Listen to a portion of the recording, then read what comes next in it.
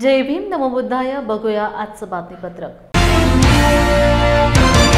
जुन्या पिढीतील प्रसिद्ध गणितज्ञ तथा साहित्यिक ॲडव्होकेट C.R. पंडित हे 10 दिवसांसाठी श्रामणेर झाले असून काल नांदेडच्या सहयोग नगरातील माता रमाई आंबेडकर बुद्ध विहारात भिक्खू शीलरत्न थेरो यांनी बौद्ध धम्मानुसार शालेय विद्यार्थ्यांच्या उपस्थितीत श्रामणेर दीक्षा दिली।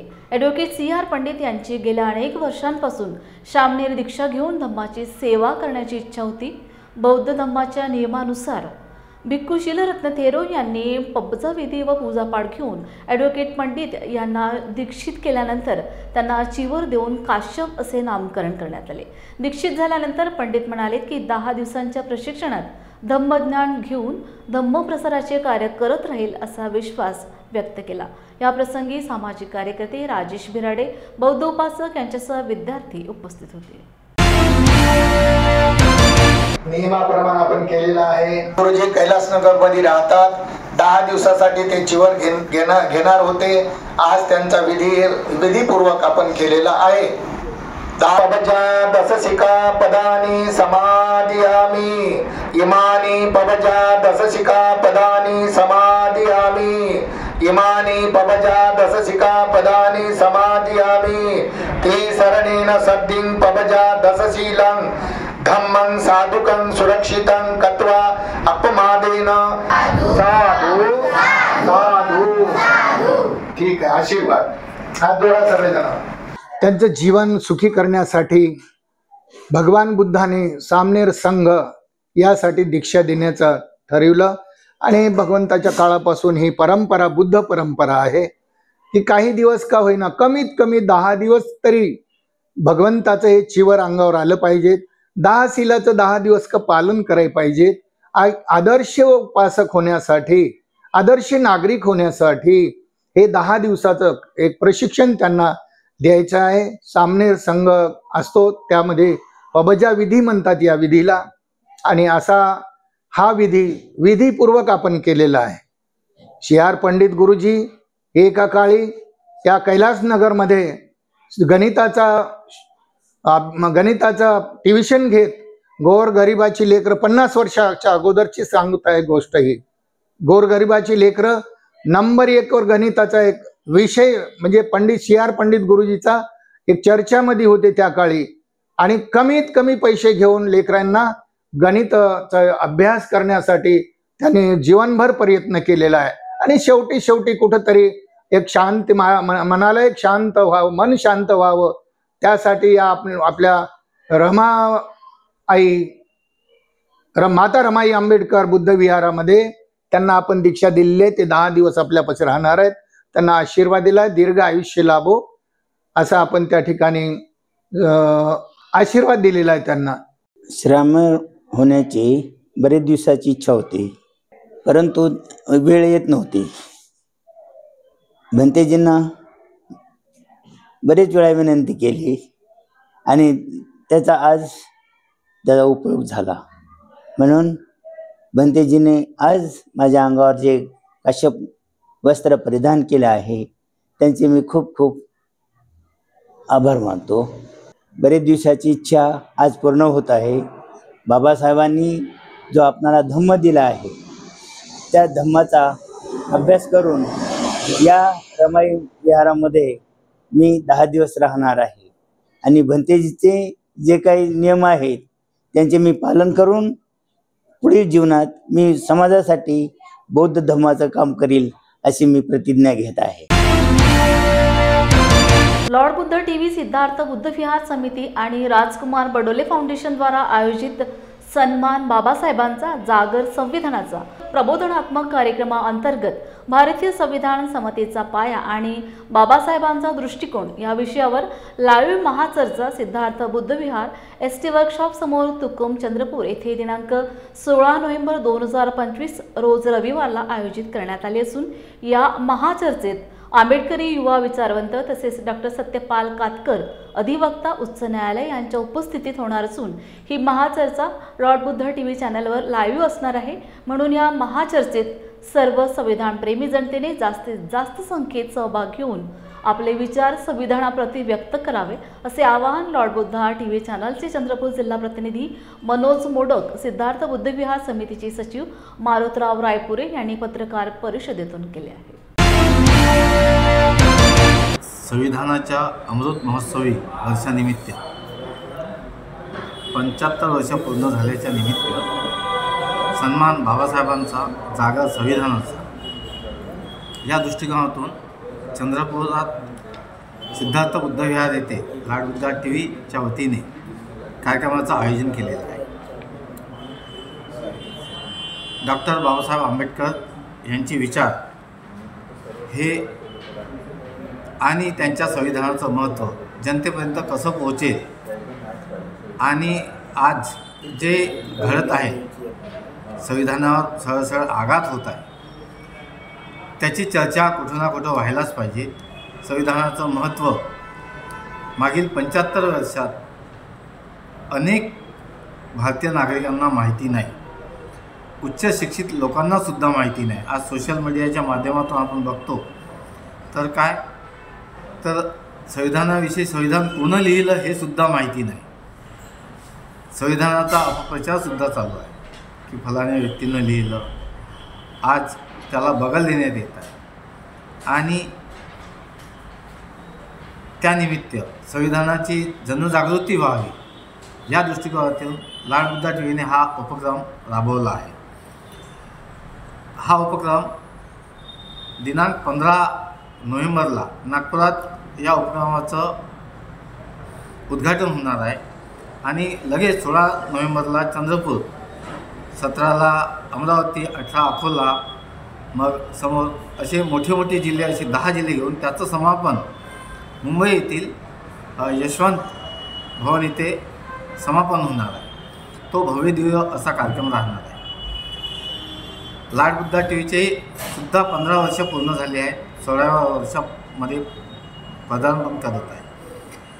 सर्व जनतेला मी आवाहन करतो, सर्व बुद्ध बांधवांनी ज्या पद्धतीनं लॉर्ड बुद्धा टीव्हीला, खास करून चंद्रपुरातील जनतेचं फार मोठं योगदान आहे लॉर्ड बुद्धा टीव्ही उभं करण्यामध्ये, म्हणून मी चंद्रपूर जिल्ह्याचा प्रतिनिधी या नात्यानं लॉर्ड बुद्धा टीव्ही चंद्रपूरातून कशी जाईल यासाठी सतत प्रयत्नशील असतो।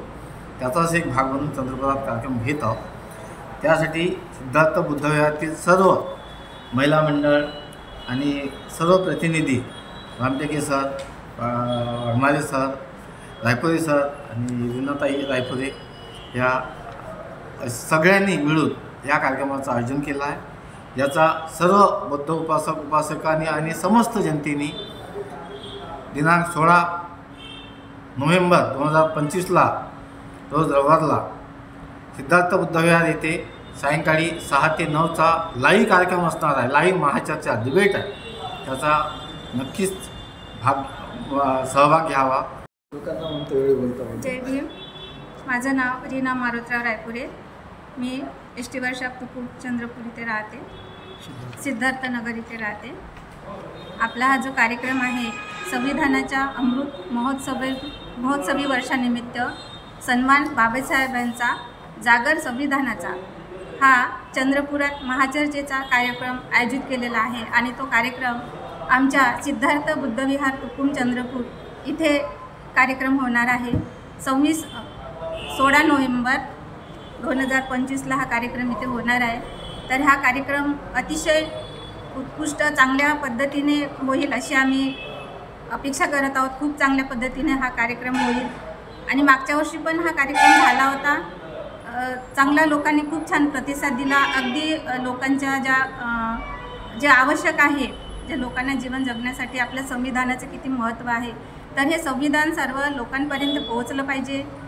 काय त्याच्यामध्ये दिलेले आहेत आपले कायदे, आपले अधिकार, खास करून महिलांसाठी काय आहे त्याच्यामध्ये हे जाणून घेण्यासाठी खूप चांगला हा जो चान्स आहे महिलांसाठी आहे, लोकांसाठी, सर्व जनतेसाठीच आहे।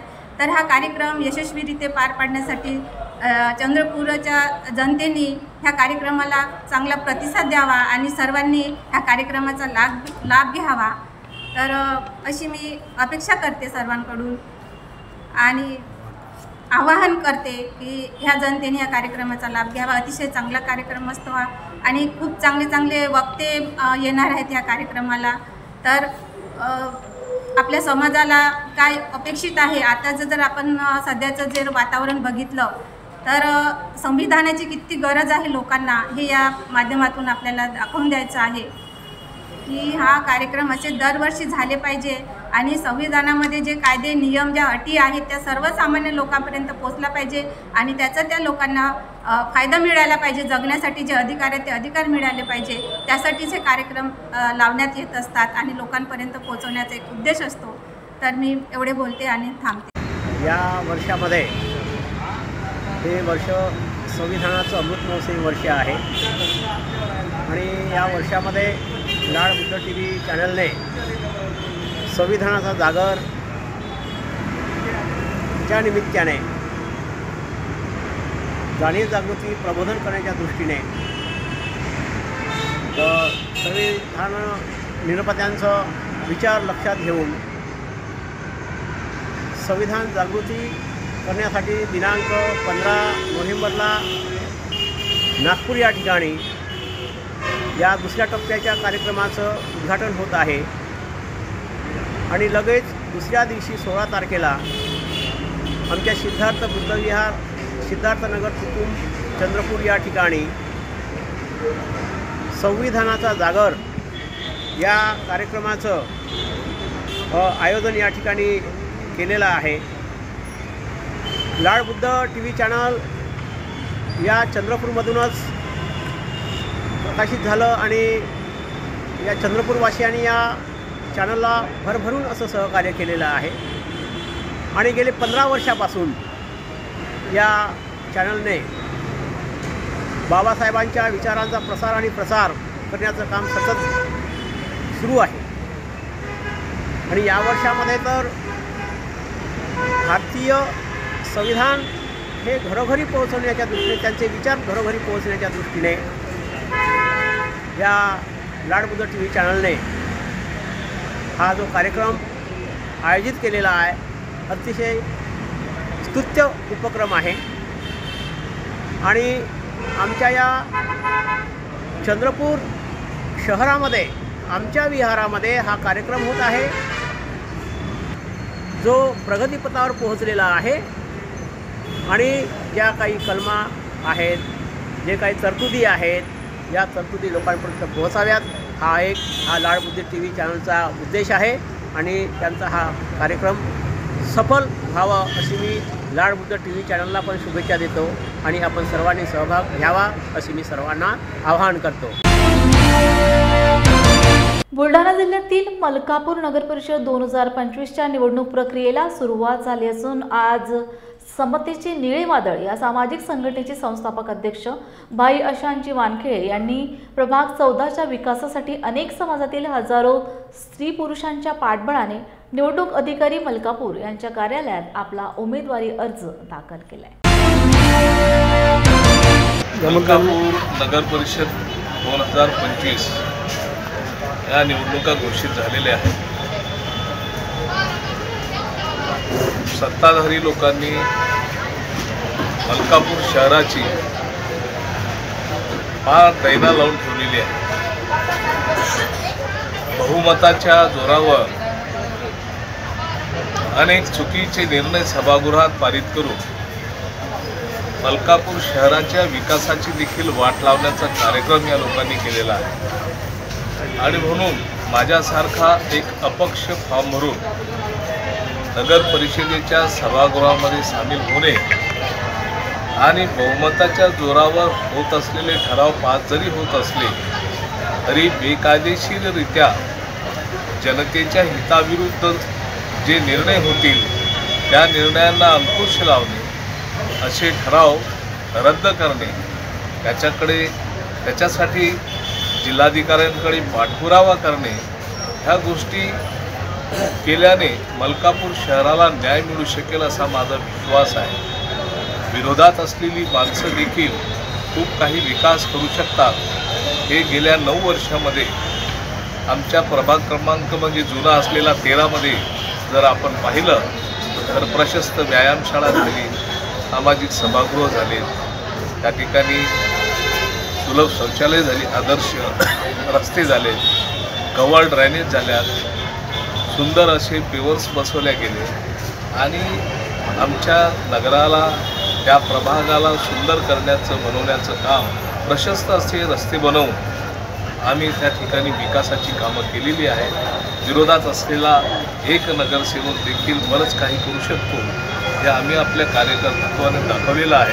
आणि म्हणून आज नॉमिनेशन फिलअप करण्यासाठी माझ्या प्रभाग क्रमांक 14 अनुसूचित जाती म्हणजे अ मधील लोक मोठ्या संख्येने उत्स्फूर्तपणे महिला, पुरुष, माता, भगिनी नॉमिनेशन फिलअप करण्यासाठी माझ्यासोबत मोर्चाने आल्या.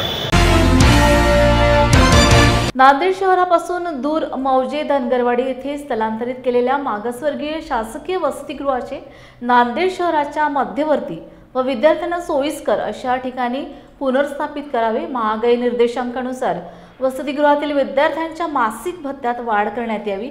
ग्रामीण भागातील मौजे धनगरवाडी येथे वसतिगृहाचे केलेले स्थलांतर शहरातील शैक्षणिक संकुलाच्या परिसरापासून 2 किलोमीटर अंतराच्या आत असावे.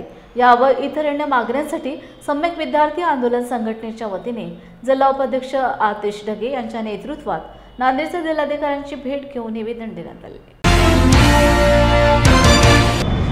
सम्यक विद्यार्थी आंदोलनाचा हॉस्टेल आमच्या हक्काचं, हॉस्टेल आमच्या हक्काचं. नांदेड शहरामधील गुणवंत विद्यार्थ्याचं वसतिगृह ज्याचं स्थलांतर नांदेड शहरापासून दूर असलेल्या 20 किलोमीटर दूर असलेल्या धनगरवाडी येथे करण्यात आलं होतं. त्या संदर्भाचं निवेदन घेऊन सम्यक विद्यार्थी आंदोलन कलेक्टर साहेबाच्या भेटीला आले होते. त्याच्यामध्ये प्रमुख मागणी आमची ही होती की जे काही वसतिगृहाचं स्थलांतर नांदेड शहरापासून 20 किलोमीटर अंतरावर करण्यात आलेलं आहे त्याचं स्थलांतर पुन्हा शहरामध्ये करण्यात यावं आणि शहराच्या अशा भागामध्ये करण्यात यावं जिथं विद्यार्थ्यांना सर्व कॉलेज, सर्व क्लासेस आणि त्याच्या शाळा असतील ते त्याच्या जवळ परिसरामध्ये असतील अशा ठिकाणी त्याचं स्थलांतर करण्यात यावं. या संदर्भाचं निवेदन आम्ही मागण्याचं घेऊन आलो होतो. आणि जे नव्याने जे त्यांनी आदेश काढलेला आहे की डॉक्टर बाबासाहेब आंबेडकर वसतिगृह जे पावडेवाडीचं व नाक्याचं आहे त्या वसतिगृहाचं सुद्धा स्थलांतर येणाऱ्या काळामध्ये धनगरवाडीमध्ये करण्याचं त्यांचा मानस आहे, ते सुद्धा मानस हाणून पाडण्यासाठी आम्ही सम्यक विद्यार्थी आंदोलनामार्फत निवेदन घेऊन आलेले आहोत. कलेक्टर साहेबांनी त्याच्यासोबत व अपर जिल्हाधिकारी यांच्यासोबत आमची एकदम सकारात्मक चर्चा झाली. त्याच्यामध्ये त्यांनी आमच्या सर्व मागण्यांवरती होकार दिलेला आहे. येणाऱ्या सोमवारपर्यंत विद्यार्थ्यांचा तात्पुरता निवाराचा व निवासाचा जे काही प्रश्न असेल ते आम्ही सोडू आणि येणाऱ्या काळामध्ये भविष्यामध्ये मोठा असं वसतिगृह सुद्धा बांधण्याचं त्यांनी आम्हाला आश्वासन दिलेलं आहे. आणि बाबासाहेब आंबेडकर वसतिगृह पावडेवाडी नाक्याचं त्याचं कुठं स्थलांतर होणार नाही असं सुद्धा त्यांनी आम्हाला आश्वासन दिलेलं आहे. सोमवारपर्यंतचा आमचा अल्टिमेट होता. सोमवारपर्यंतच्या अल्टिमेट पर्यंत जर कलेक्टर साहेबांनी कुठलाच जर दिलेलं आश्वासन पाळलं नाही तर आम्ही जे काही 50-60 आणि 100 मुलं जे काही दोन्ही हॉस्टेलच्या आहेत त्या दोन्ही हॉस्टेलच्या विद्यार्थ्यांना घेऊन त्याची चटई आतरण जे काय असेल ते सगळं घेऊन आम्ही कलेक्टर साहेबाच्या दारामध्ये ठाण मारून बसणार आहोत. हे असं आम्ही त्यांना इशारा सुद्धा दिलेला आहे. तर मी बुद्धभूषण संभाजी लोखंडे, मी इयत्ता 9वी मध्ये शिकत आहे. मी डॉक्टर बाबासाहेब आंबेडकर मागासवर्गीय मुलांचे शासकीय वसतिगृह येथे राहतो. तर मी इयत्ता 9वी मध्ये आहे. तर या एवढे शासकीय वर्ष संपल्याच्या नंतर आमचं वसतिगृह तिकडे धनगर इकडे शिफ्ट होणार आहे. तर आमची 10वी राहणार आहे आणि 10वीला आम्ही अभ्यास होणार नाही तितक्या दूर येणं जाणं, लवकर उठा, अभ्यास कधी करायचा म्हणजे आपल्या प्रवासामध्ये तिथून यायला 1 तास, जायला 1 तास, येण्या जाण्यामध्येच आपला टाइम निघून जाईल. आमचं दुपारचं जेवण राहील, सकाळचा नाश्ता राहील, आमच्या क्लासेस राहतील. आम्ही अभ्यास करावं की येणं जाणं करावं ते खूप जरुरी आहे. आम्हाला जिथे आहे तिथेच राहू द्यायचं हे असं आमचं निर्णय आहे. आणि याला शासनाने बघून आम्हाला आश्वासन द्यावं की आम्ही तिथं ठेवणार आहे. म्हणजे आम्हाला होणार नाही तितक्या दूर येणं जाणं. आम्ही छोटी छोटी मुली 8वी पासून आम्ही सगळी 8वी 9वी 10वी आम्हाला खूप अवघड, मोठ्याचं होईल पण आम्ही लहान लहानचं होणार नाही. क्या हुआ बहू? माँ, पाइल्स की बहुत तकलीफ हो रही है. तो तुम गुदरोग सर्जन के पास क्यों नहीं गई? देखो, जैसे हार्ट के लिए हार्ट स्पेशलिस्ट, ब्रेन के लिए ब्रेन स्पेशलिस्ट, तो पाइल्स के लिए पाइल स्पेशलिस्ट क्यों नहीं? स्त्री हो या पुरुष, टॉयलेट में तकलीफ केवल पाइल्स ही नहीं और भी कई प्रकार के गुदरोग तथा कैंसर भी हो सकता है. इसीलिए इसकी प्रत्यक्ष जांच जरूरी है. ठीक है माँ, पर जांच के लिए हम जाएंगे कहाँ? वही काले आयुर्वेदिक पाइल्स हॉस्पिटल में। लेकिन माँ, प्रेगनेंसी में पाइल्स की दवाइयाँ? प्रेगनेंसी में आयुर्वेदिक दवाइयाँ सुरक्षित होती है। जनहित में जारी काले आयुर्वेदिक पाइल्स हॉस्पिटल, औषधि चिकित्सा तथा सर्जरी ट्रीटमेंट उपलब्ध। हमारा पता उमरेड रोड, दिघौरी बस स्टॉप के पास, नागपुर। अधिक जानकारी के लिए वेबसाइट पर जाएं kalepailshospital.com।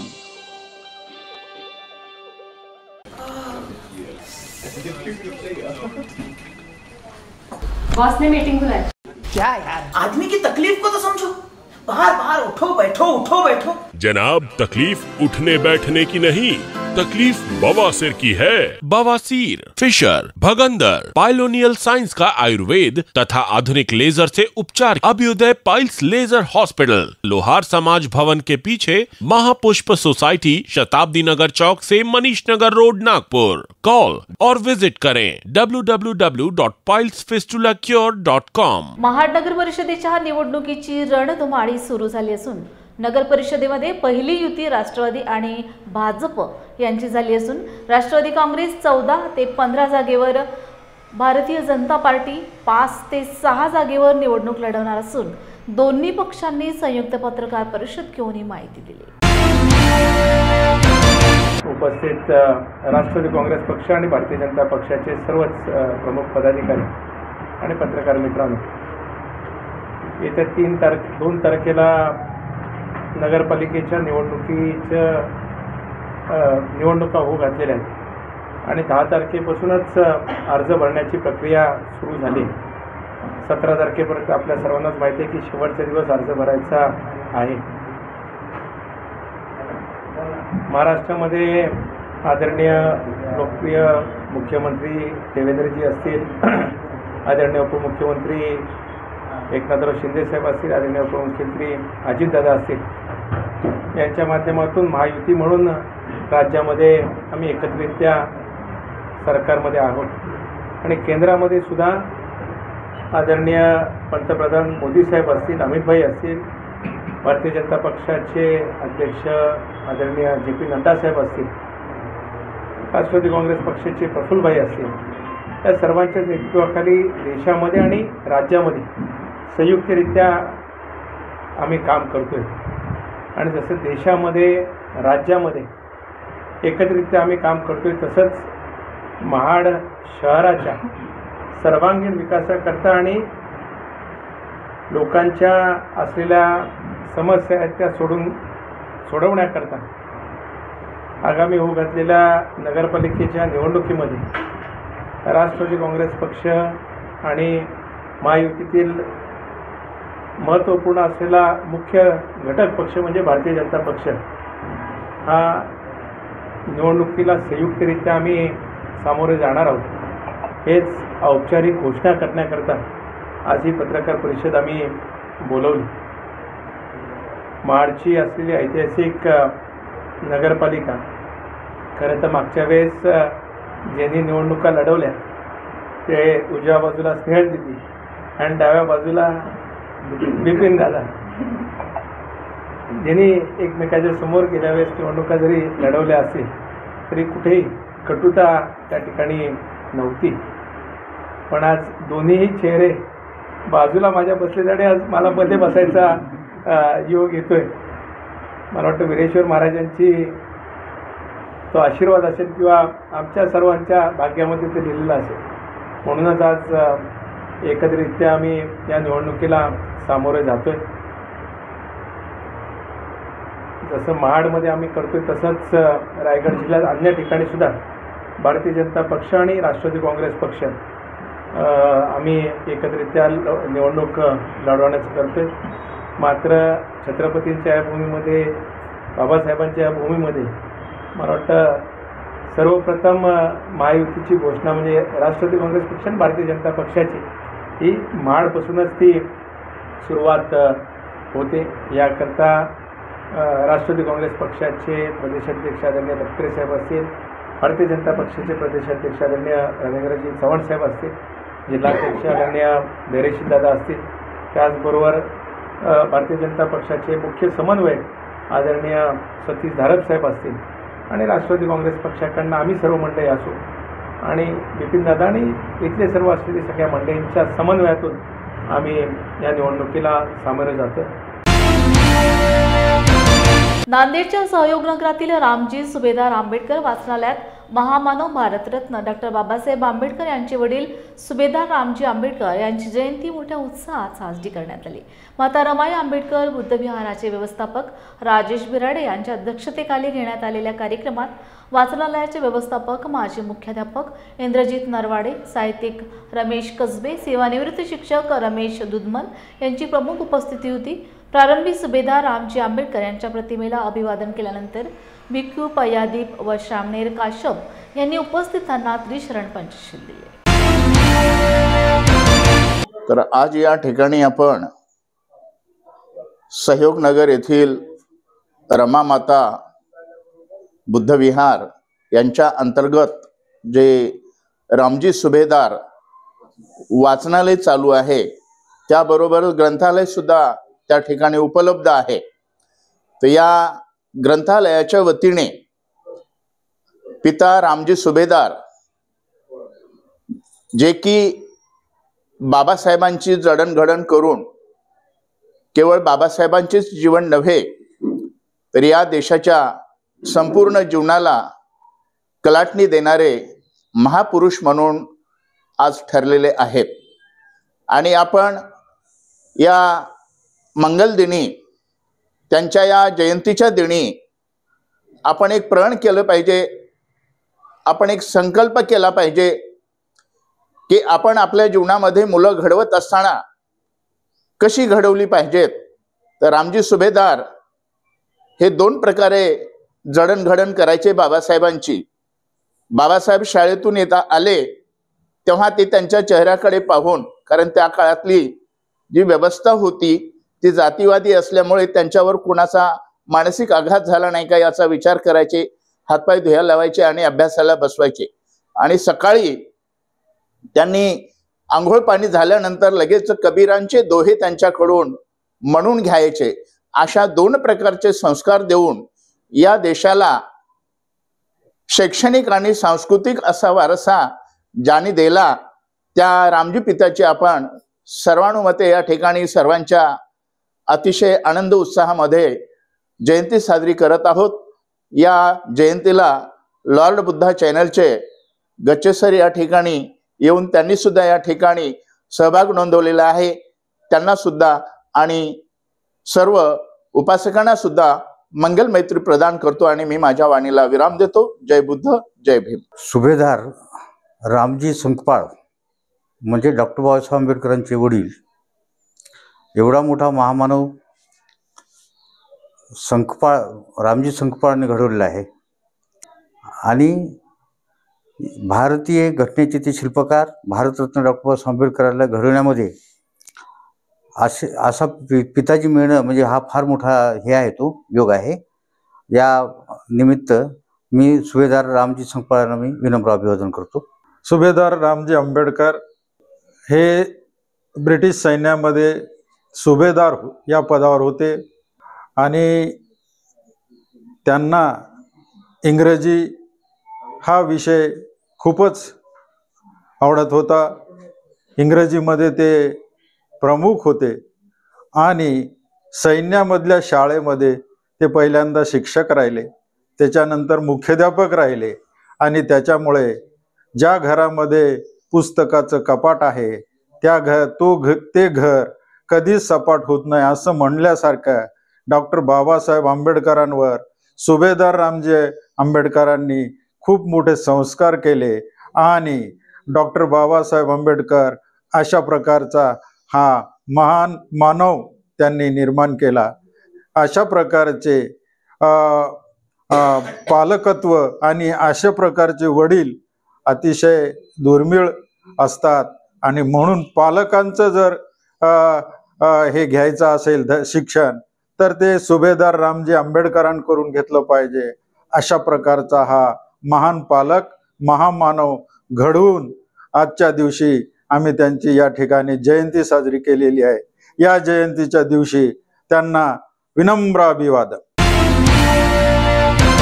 परभणी शेतकऱ्यांच्या कोपराला गूळ लावण्याचे काम हे सरकार करत असल्याने येणाऱ्या निवडणुकीत मतबंदी करून दगाबाज सरकारचा पंचनामा करा, असे शिवसेना उभाटा पक्षप्रमुख माजी मुख्यमंत्री उद्धव ठाकरे हे परभणी दौऱ्यावर असताना म्हणाले। त्यांच्या या वक्तव्याचा समाचार घेत शिवसेना प्रमुख उपमुख्यमंत्री एकनाथ शिंदे यांनी दगाबाज कोण, आम्ही की तुम्ही, जनता ओळखते, विधानसभेत लढविलेल्या 80 पैकी 60 जागांवर विजय महाराष्ट्रातील जनतेने दिला, असे प्रत्युत्तर दिले। अंडरग्राउंड ड्रेनेज म्हणजे वर किती चांगला असलं ते आतून खराब, पोट खराब असलं तर माणसाचं आरोग्य चांगलं नसतं। आणि म्हणून अंडरग्राउंड ड्रेनेज हे नगर विकास विभागाकडे आहे, तुमच्या एकनाथ शिंदेकडे आहे।